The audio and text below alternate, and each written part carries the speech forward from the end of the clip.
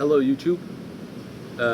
It's almost autumn already, and it's getting colder, and this is the time that we need to think about a fireplace next to our camp, and that's why I'm going to show you how I make a proper fire using mostly only natural materials.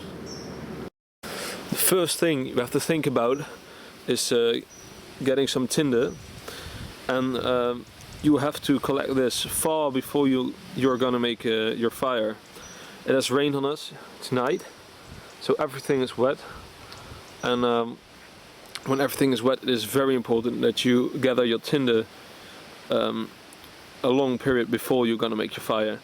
So if I will be in a camping situation, I will gather this and some other tinders in the morning. It's still morning, and it will be some hours before I'm gonna make the actual fire. So I'm gonna collect as many and as much tinder as I can find. And this is some dry grass. It feels dry to my hand. You can touch it with your lip. Your lip is really sensitive to moist, so you can really feel if something is moist with your lips. This feels quite dry now, so I'll gather some of this and I put it in my sacks and keep it close to my body, not directly against my body, but close to my body, to let this dry even further with my body heat. So I'll collect some of this. So I've collected some of the grass. I'm gonna rough it up a little bit before I put it against my body. I'm gonna keep this close to my body to dry it even further. And you always want to keep your eyes out for more tinder. You don't want to rely on just one type of tinder. So gather as much different and as much quantity as possible of these tinders. It's very important for starting a fire. These ferns, they're dying in late September, early September, and as you can see, some of them have already started to perish. And this bracken is really dry, and I've had a lot of success with this as tinder material, so I will also gather some of this.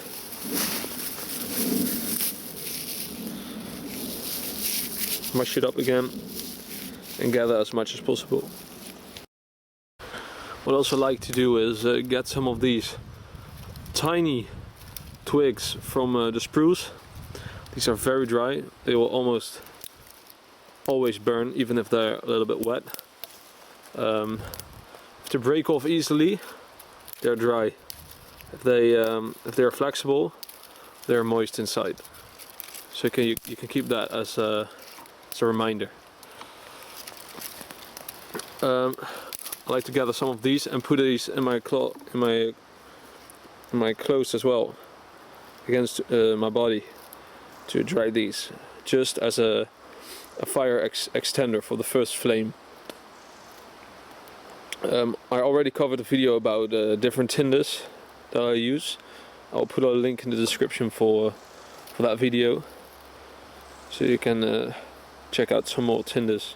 And I also covered how to extend tinder with pine resin and stuff, extend the burning times. So next, for the first flame, we want more of these kind of dry, very small twigs. So I'm just going to collect a lot of these for my fire. And these branches are almost always dry because they are covered by a thick layer of pine needles. And the closer you get to the trunk of the tree, the drier the twigs will be.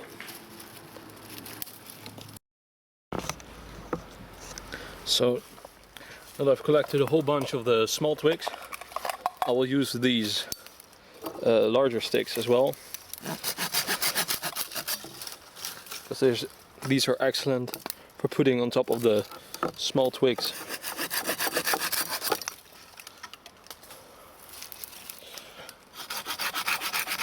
And I will collect a bunch of these. with my silky pocket saw. And, some other place to look for dry wood underneath other trees. As you can see, this tree bends to this side, so here the ground is quite dry, and if you can find little twigs in these kinds of spots, those will be alright as well. And you can always look underneath brushes, thick brushes, and another important way of finding dry wood is wood that is above the ground, like this. For example, this dry twig. This is dead, and it's not laying on the ground, so it's probably more dry than everything that we can find on the ground. This is also excellent. This is birch, a dead birch, which is still standing. So this is this will be dry wood underneath the bark. So we can cut this into pieces and yeah, make some nice firewood with it.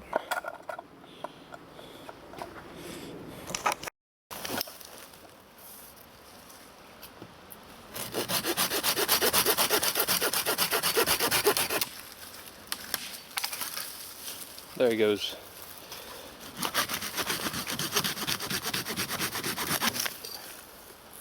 This part is wet because there's a lot of moss in it, so we'll use this part, take it back to the camp, and I'm gonna prepare the fire.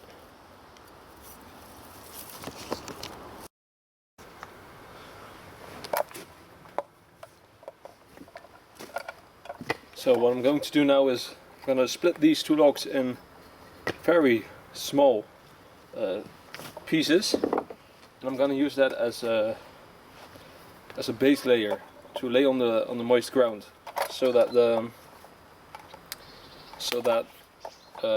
tinder and stuff doesn't get moist.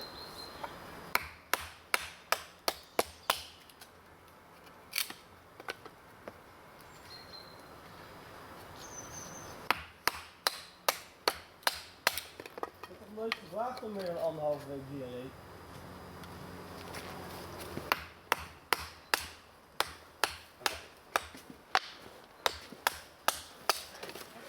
Het is leuk voor de Nederlandse kijkertjes.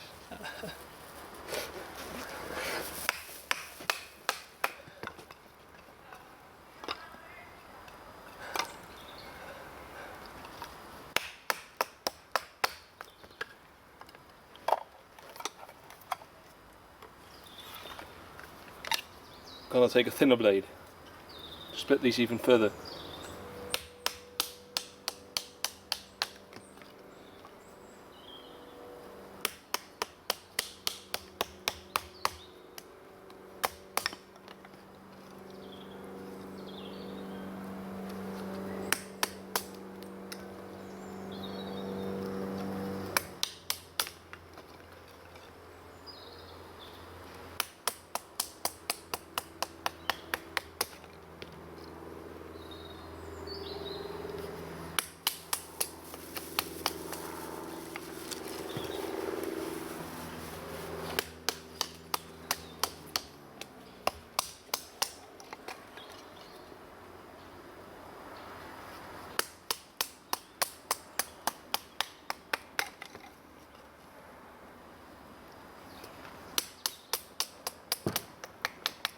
And these will be my base layer.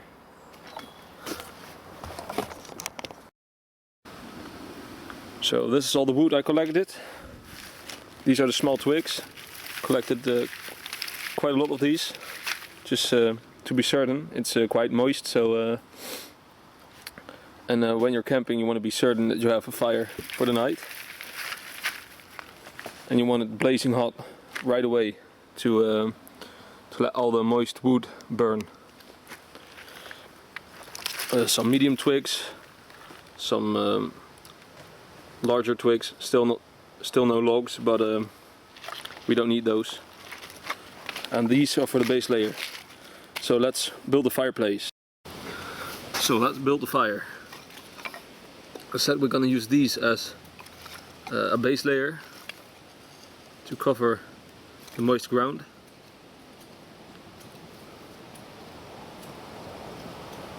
And also create a nice airflow for the tinder.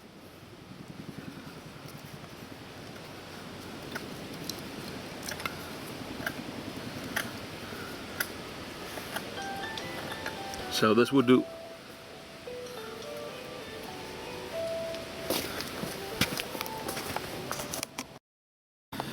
Now I'll put the tinder that I collected.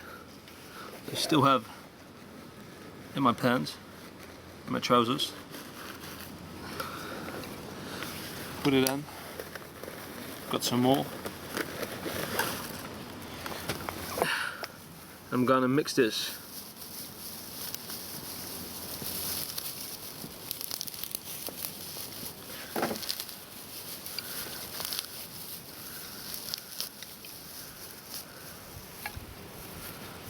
Create a little bit of a bird's nest. Now I'll use my magnesium rod to light this. You could also do this with a lighter or a match, or even a friction fire. But for the sake of time, I'll just use my magnesium rod.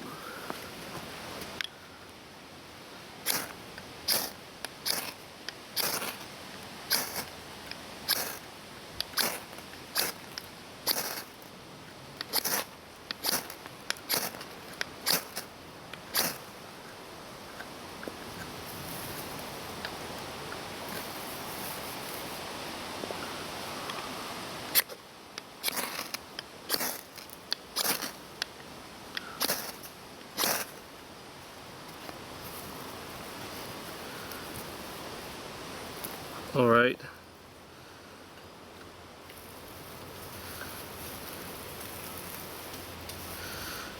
I ruined it.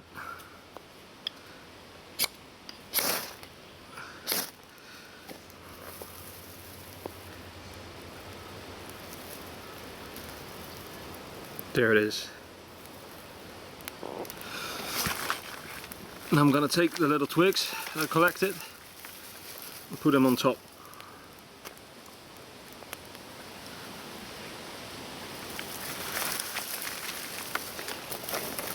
I like to put a lot of them in one time.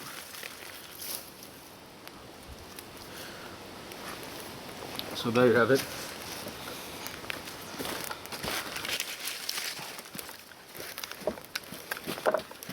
Now, as you can see, a lot of smoke, so it's very moist.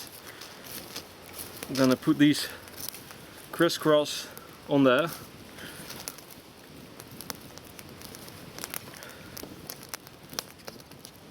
And as you can see, these small twigs are really creating a blaze very fast.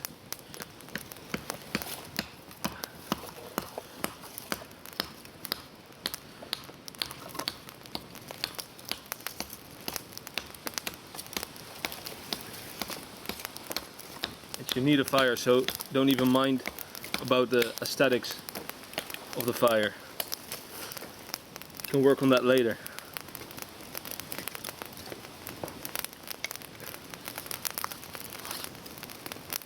This fire will just keep us warm for tonight.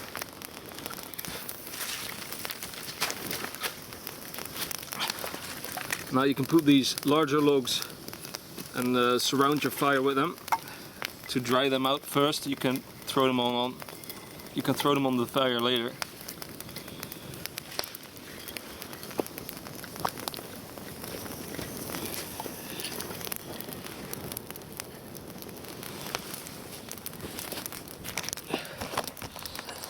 So yeah,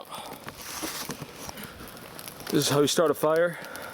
Don't underestimate it. You don't want a cold night. It can really ruin your camping trip. And while this is burning, you can throw these on already. This is just for showing you guys, but of course you should collect way more firewood than I did. But if you got a fire like this, you can start throwing on wet wood.